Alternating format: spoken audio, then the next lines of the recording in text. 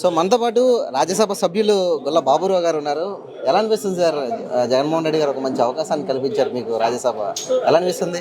ఒక ప్రక్కన థ్రిల్లింగ్, రెండో ప్రక్కన జగన్ గారు లాంటి మహానుభావుడు మాలాంటి సామాన్యమైనటువంటి వ్యక్తులకి ఇది నాకు ఇచ్చిన కానుకే కాకుండా మా పేద ప్రజలందరికీ ఇచ్చినటువంటి కానుకగా రాష్ట్ర ప్రజలందరూ కూడా భావించాలని నేనైతే కోరుకుంటున్నాను. ఎలా ఉండిపోతుంది సార్? ప్రధానంగా నార్త్కి ఈరోజు విజిట్ చేశారు. ఏం ఫ్యాక్టర్స్ కలిసి రాబోతున్నాయి కేకే రాజు గారి కంటే? కేకే రాజు గారికి ఒక ఫ్యాక్టర్ కాదు, 2 ఫ్యాక్టర్లు కాదు, 100 ఫ్యాక్టర్స్ ఆయన సక్సెస్కి దోహదం చేస్తున్నాయి.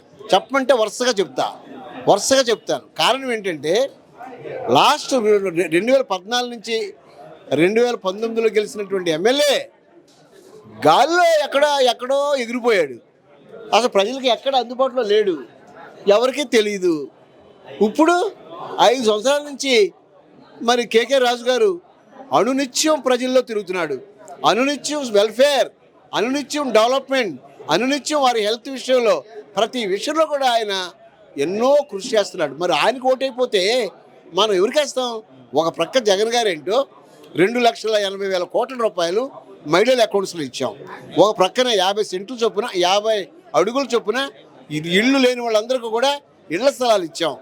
అలాగే ఇంకా మన మనుషులకు కావాల్సినటువంటి హెల్త్ విషయంలో ఇంటికి వచ్చి డాక్టర్స్ అందరూ కూడా మరి ఏ జబ్బులున్నా 25 లక్షల రూపాయల వరకు శాంక్షన్ చేసే అధికారం ఈ రోజున జగన్ ప్రభుత్వం ఇచ్చింది.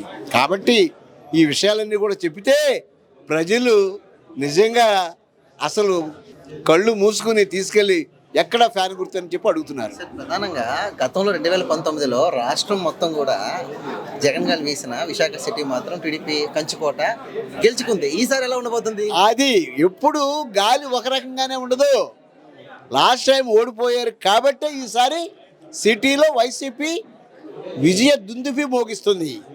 విజయ దుందుబి, I'm using the word vijaya dundubhi. కారణం చెప్తున్నా అంటే నేను పేర్లు చెప్పను కానీ సిటీలో ఫస్ట్ టైం సిటీలో విశాఖలో వైఎస్ఆర్ పార్టీ 90% సీట్లు గెలుచుకుంటాం ఖాయం.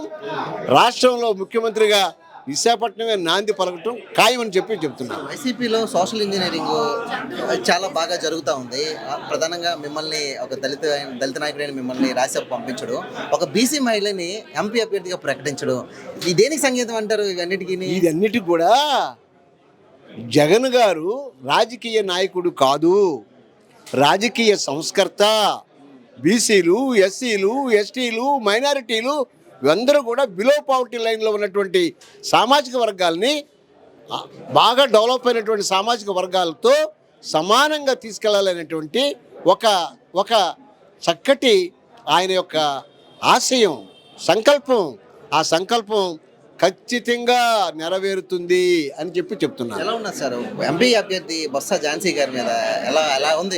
మీరు ఆల్రెడీ తెలుసుకుంటూ ఉంటారు, ఆల్రెడీ ఒక అనాలిసిస్ చేస్తూ ఉంటారు కాబట్టి ఎలా ఉండబోతుంది? బొత్స ఝాన్సీ గారు చాలా senior, very very wisdom politician. Very తక్కువ మాట్లాడతారు, ఎక్కువ పనులు చేస్తారు.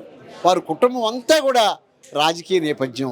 వారి తెలియనటువంటి మనిషి విశాఖపట్నంలో ఎవరైనా ఒక కుటుంబం ఉంటారా? ఇన్ని లక్షల మందితో వారికి ఉన్నటువంటి పరిచయాలు, చుట్టారకాలు ఎక్కడికి పోతాయి? వారి గెలుపు సునాయాసనం అని చెప్పి భావిస్తున్నాను. పొత్తు ప్రధానంగా ఇబ్బంది కలుగుతుంది అనేది కొంచెం ప్రచారం. పొత్తుల వల్ల మీరందరూ అనుకునేదంత భ్రమ. ప్రతి పొత్తులో కూడా ఒక కత్తి ఉంది. ప్రతి పొత్తులో కూడా పొట్టలో ఒక కత్తి, ఇంకొక దాంట్లో ఇంకొక కత్తులు పెట్టి పొడుచుకుంటారు. వాడు కలిసి ఉండరు. కలుస్తున్నారండి కదా సార్, గ్రౌండ్ వర్క్ చేసుకుంటా ఉన్నారు. అసంతృప్తుల్ని చెప్పండి, నాకు చూపించండి. పొత్తుల్లో ఉన్న వాళ్ళందరూ కూడా కలిపి ఎక్కడైనా వాళ్ళు కలిసి ఉన్నటువంటి నియోజకవర్గం ఒక్కటి చూపించండి, అప్పుడు చెప్తాను నేను. చాలా నో 175 అన్నారు టార్గెట్. 175 జగన్ గారు దేవుడు ఆయన నోటితో ఏమనిపించాడో కానీ 175 కాన్స్టిట్యున్సీలు కూడా వచ్చినా ఆశ్చర్యపడక్కర్లేదు.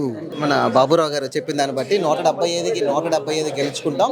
ఖచ్చితంగా పొత్తు అంశం అనేది ఎటువంటి ప్రభావం చూపించదు అనేది స్పష్టంగా మన మైరా మీడియాకి అయితే తెలియజేశారు. వీడియో జర్నలిస్ట్ క్రాంతితో ఉదయ్ మైరా మీడియా, విశాఖపట్నం నుంచి.